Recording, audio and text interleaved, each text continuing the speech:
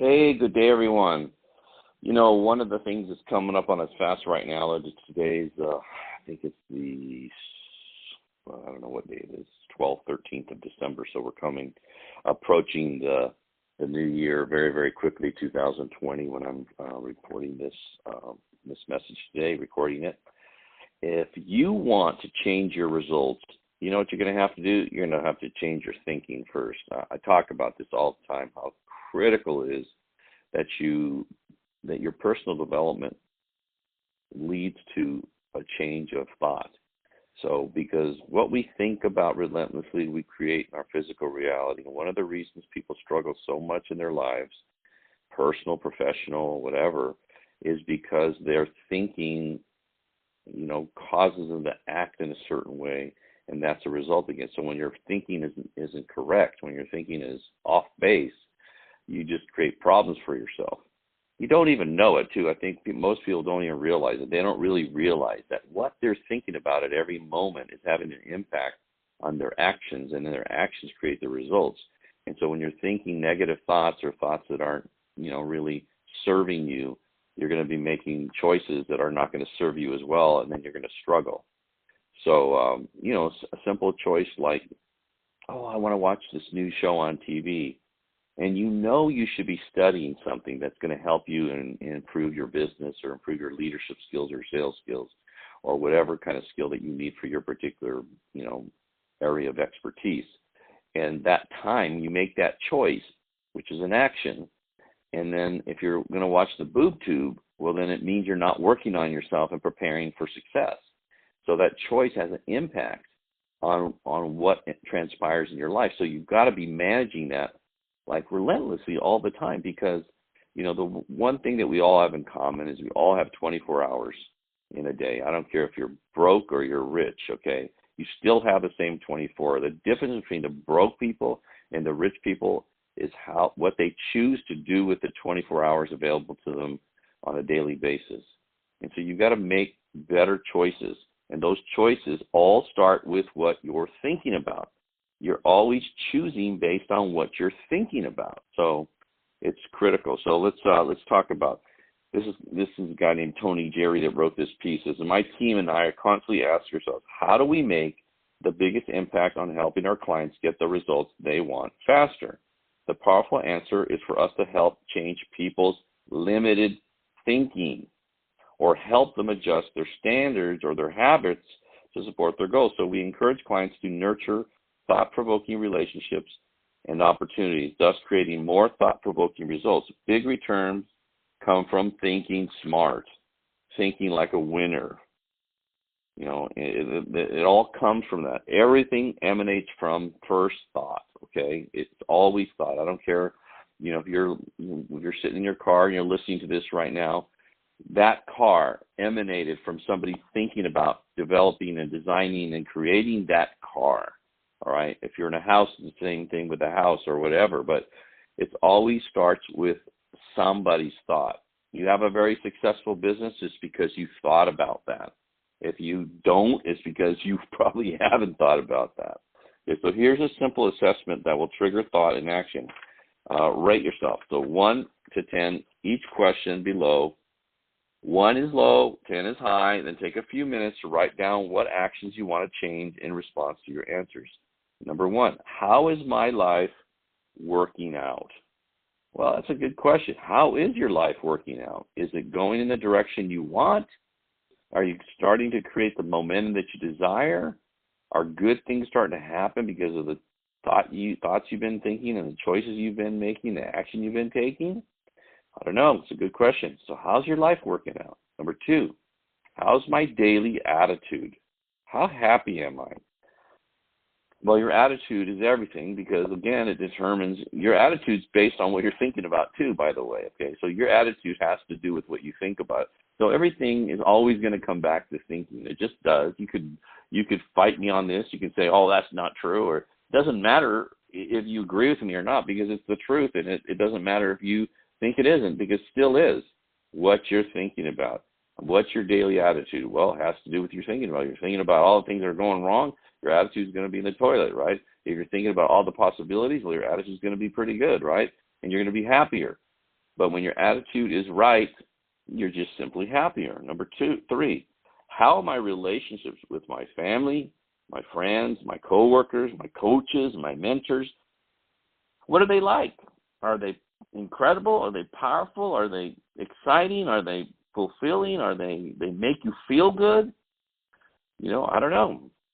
I think one of the things that's important, I was talking to a good friend of mine who's a mentee of mine that's doing really, really well, and I was saying, I think it's critical. It's just like if you're a good parent, you're very, very careful. I said, my wife and I, Jan, were so focused and very, very strict about who our children hung out with when they were young, because I know that we end up being and turning out like the 5 people we most associate with. So I wanted to make sure they came from good families, motivated families, people that were, good citizens and hardworking people and that sort of thing. Basically, just good people. And the same thing's true for you as an adult. Who do you associate with? What relationships do you have? What kind of friends or coworkers or do you have? Even family. What are they like? I mean, are they people that are inspiring? They're people that you would want to be like? I don't know. But how are those relationships? Because the relationships are critically important. They have a gigantic impact on how we act and what we do, how we speak, everything. Number 4, how's my health? My weight, my overall wellness, my self-esteem, my stress level, etc. How's my health? Well, how's your health? Well, one of the things, it doesn't matter how much money you have, if you're not healthy, then that's no good. That money's not going to do you any good. So it's really important to manage your health. Eat properly, exercise, work out, do the right things. Try to maybe meditate to reduce stress. Work hard on yourself, for your personal development from a thought point of view, because that increases your self-esteem. When you start growing yourself and improving yourself, you start feeling better about yourself. You become more confident and thus more attractive. Number 5, how effectively am I feeding my mind? This is really a big deal with me. I've always been a voracious reader and listener and watcher of videos that help me and that inspire me and that help me grow. I do it every day. I never miss a day to invest in my mind and feed my mind the proper material. Just like if you really want to be healthy, you feed yourself the proper kinds of food, right? Life-enhancing food. Well, you got to feed yourself life-enhancing stuff into your mind as well. So how many books have I read in the last 6 months? Well, that's a great question. How many? If it's not 6, it should be at least 6.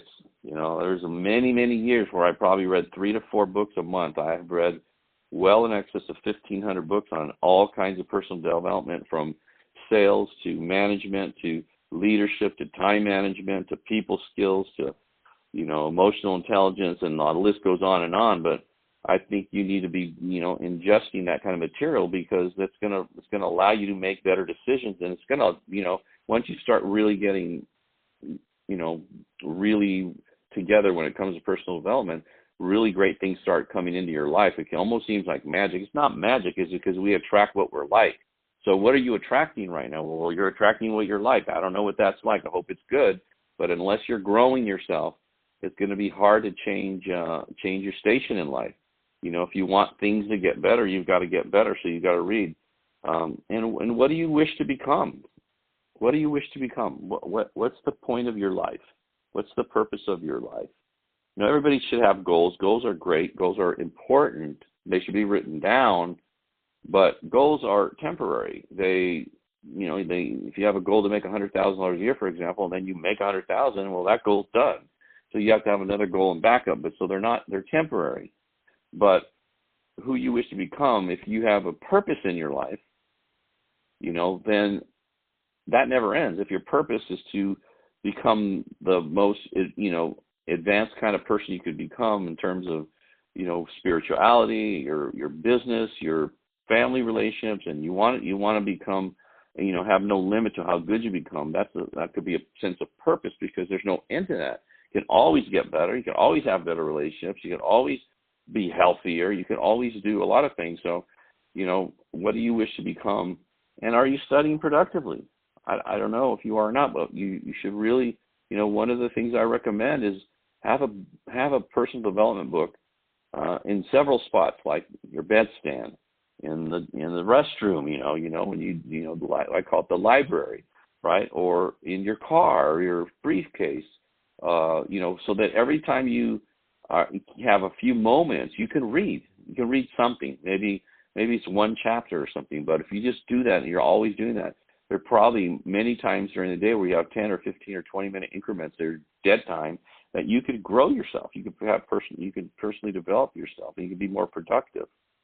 So I would be thinking about that. And number 6, how do I rate my lifestyle, my satisfaction with activities such as travel, exploring, attending fun events? And this is important, because one of the things that I had a goal, why I built the business the way I built my business, so it would allow me to have a lot of freedom, a lot of passive income, is because I love to travel. My wife and I have traveled to over 65 different countries, and we love exploring. We've been in all kinds of different, some were more luxury things and some were exploration kind of things, or were very physical.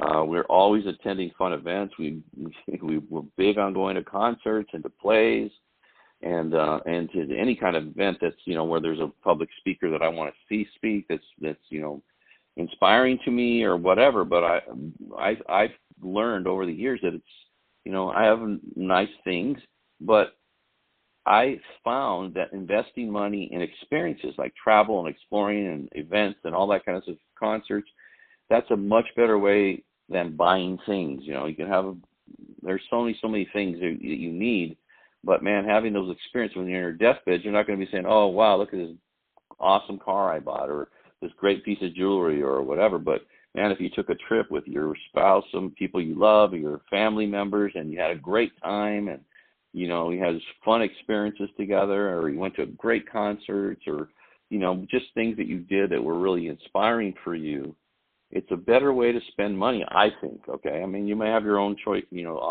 point of view on that, but my experience, I've done both because I've made a lot of money over the years. But in my estimation, right, in my experience, experiences are a much better way to invest money to make our life richer. Number 7, where's my income in comparison to what I want it to be? Well, I don't know. What's your goal? One of the things you have to, if you want to make bigger income, you have to choose a vehicle that has, the ability to pay.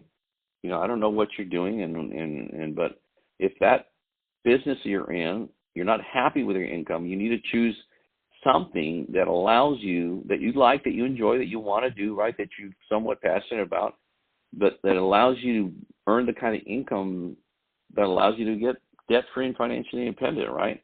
And you've got to make a lot more money than you need to live on so that you can start investing and saving, so you could create a lot of passive cash flow. So at some point, you don't have to work so hard. You don't have to be busting it 24/7 if you don't want to. If you want to take a month or two off and do something, then you can. But you're not going to do that unless your income far exceeds your overhead, and you save and invest, so that money that you save and invest puts off passive cash flow that allows you to do things. I think at the real level, when you got to the point where your passive income off investments you have exceeds the money you make in your job or your business, that's freedom, folks. That's where you want to be. That's to me what it's all about. And number 8, how often do I give back to others? Are you sharing? I mean, one of the things that I've made a lifelong commitment to is to share what I've done, how I've done it, what I think about with other people. That's the whole point of this call, by the way. I mean, I'm sharing information about what I've done. It's not theoretical. It's things that I've done myself that have helped me become successful in business and in life. And so I'm constantly giving back. I mentor a lot of different people, and I don't get compensated for that. I'm not looking to be compensated, but I'm giving back. And I found the more I give, the more I get. It's really fantastic. And number 9 is, how is my goal setting? How's your goal setting? It needs to be clear and specific, by the way. It needs to be in writing. How satisfied am I with how my goals have manifested in my life? Well, goals are only as good as the effort and energy you put behind them. So if you're going to set those goals, whatever they are, you also have to, at the same time, make a commitment that you're going to do what's necessary to achieve those goals, to make those goals happen. But this is, like I said, on this call, and I don't know when you're listening to it, but this is towards the end of 2019 going into 2020. And one thing I've encouraged people all the time is you really need to sit down and figure out what it is you want to accomplish and achieve in 2020, because coming up, or whatever the year is when you're listening to this. You know, what do you want? And be crystal clear about it, and then map out a plan to make that happen, and then just hit the ground running, you know, make it happen. They found that people who set goals far, far, far, far exceed those that don't. So if you really are serious about becoming successful, you need to become a goal setter.